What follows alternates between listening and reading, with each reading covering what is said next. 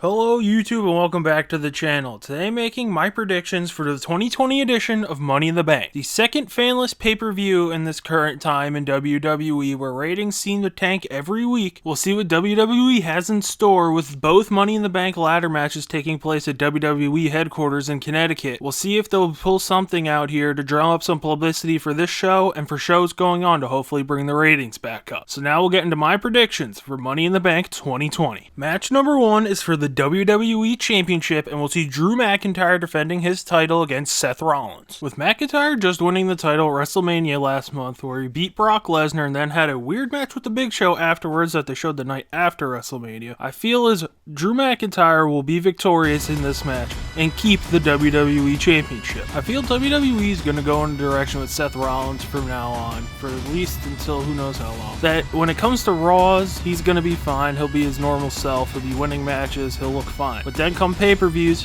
the match will more than likely be good, and then he'll lose in the end, where he still thinks he's the guy, but in all realities, he isn't anymore. And with McIntyre just getting the belt in April, I feel like they're just going to go for a long stability run until things get back to normal to hopefully make McIntyre a bigger star than he is. So now on to match number 2. And match number 2 will be a fatal 4-way for the SmackDown Tag Team titles, where the New Day will be putting the championships on the line against The Miz and Morrison, the Forgotten Sons, and Lucha House Party. I believe this match comes down to two teams, with the Forgotten Sons and the New Day probably duking it out for the titles here. And when it comes in the end, I feel like the New Day will retain the SmackDown Tag Team Championships here. Again, another recent title swap with the New Day winning these on SmackDown a couple weeks ago. I feel like the Forgotten Sons will be the only viable new champions in this match, and with them just being called up from NXT, I don't see WWE pulling the trigger and giving them the titles yet, and I think the New Day will keep these titles on for at least another couple of months. So now on to match number 3. And that'll be for the SmackDown Women's Championship, where Bayley will be defending the championship against Tamina. Unless Sasha Banks comes in and they have some miscommunication, I feel as Bayley's going to keep the SmackDown Women's Championship here. I feel like this is just a little run for Tamina to just get into the title picture, since they're kind of on like a skeleton crew basis where they don't have the full division at their disposal right now. And I don't feel like they want to pull the trigger to get the Bayley-Sasha Banks feud in full roar when no fans are around. I feel like they think that'll be a big thing once crowds are allowed back and who knows how long. And I feel like Bayley's going to be part of these like little feuds for the next coming months until we see a path where things semi go back to normal. So now on to match number 4. And match number 4 will be for the WWE Universal Championship, and we'll see Braun Strowman defending his title against Bray Wyatt. I've seen rumors online reporting that Braun Strowman's going to lose to The Fiend here, and this will set up the new title plans for the foreseeable future. But unless something changes on Friday, which I'm recording this here on Wednesday, it's normal Bray Wyatt. It's the guy in the sweater. And I feel like Braun Strowman will beat Bray Wyatt and keep the WWE Universal Championship here. If these rumors are true and they want to get the title back on Bray so they can kind of set up what they had going into WrestleMania for later down the road this year, why didn't they just do this at WrestleMania? Why didn't you have Bray beat John Cena on the Saturday night portion of the card, and then boom, the winner of that faces Goldberg on Sunday, Fiend beats Cena, here we go, Goldberg Fiend gets his revenge and wins the title. Why is Braun now stuck in this weird situation where he's just a transitional champion? I just feel like with the way Braun's been booked in big title matches where he's normally lost except against Goldberg where he finally won, but if he loses quick, this does nothing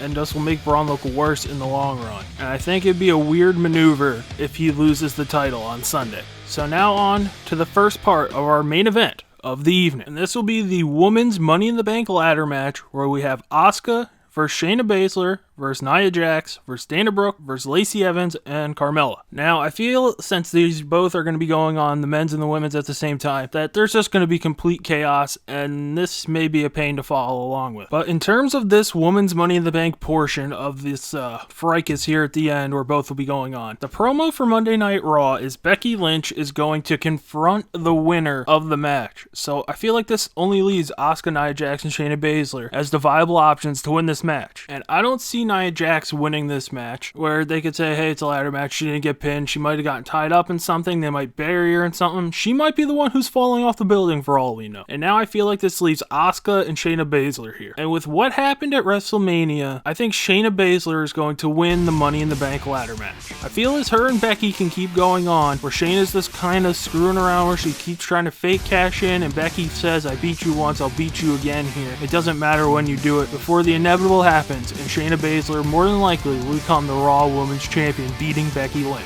So now on to the second part of our main event of the evening, the Men's Money in the Bank ladder match. And the Men's Money in the Bank ladder match will feature Daniel Bryan, Rey Mysterio, Aleister Black, King Corbin, Otis, and the phenomenal AJ Styles. Now when making my pick here for the Men's Money in the Bank ladder match, I would first think, are they going to split the briefcases between the two shows, or is that even an option here? And last year they split them where Bayley won for SmackDown in the women's, and then Brock won for Raw, and we saw how that went with him dancing around. So now this year, I feel as if both Money in the Banks could end up on the same show, that being Raw. If we just look at who the SmackDown participants are in this Money in the Bank ladder match, we have Daniel Bryan, where anytime he could be thrown into a title picture and that briefcase would just ease that. But he's been with Gulak and then taking on Zayn, Nakamura, and Cesaro, so I feel like he's kind of already in something. Then you got King Corbin. If you want the ratings to go down even further, give King Corbin the briefcase. That'll go well. And then you got Otis. He got the girl. Let's not get too greedy and give him a briefcase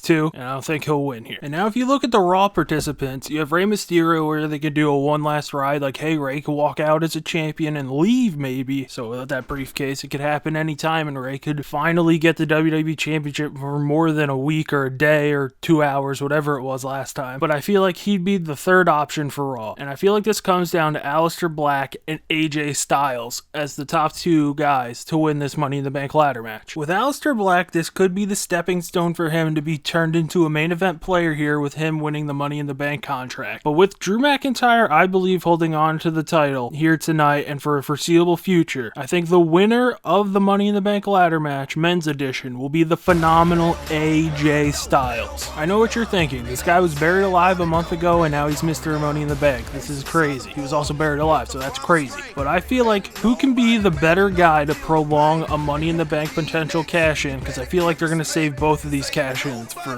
later down in the year or maybe even to next year, than AJ Styles. He can do it all. The man was just buried alive and came back on one day, and everything was kind of normal. And as we've seen in WWE's past history, the replacements tend to get a bigger run in these matches to show that they weren't a downgrade, that they were really an upgrade. And I feel with AJ replacing Apollo Crews, this could be AJ's in to win this match, unless they put something where him being buried alive, like he's scared of heights now all of a sudden. And we could look into the future, him and Apollo could be feuding for this Money in the Bank briefcase because AJ took his spot, and Apollo could want that briefcase, and then there's a feud in there, and AJ still trying to, I'm going to cash in on McIntyre. Oh, no, I'm not. No, maybe I am. For months and months and months and months to come. And I feel like AJ is the best person to do that out of all the participants in this ladder match. So that'll do it for my predictions for the 2020 edition of Money in the Bank. Leave your predictions in the comment section below. If you like the video, hit the like button. If you like what I'm doing on this channel and want to see more, hit the subscribe button. And as always, thanks for watching.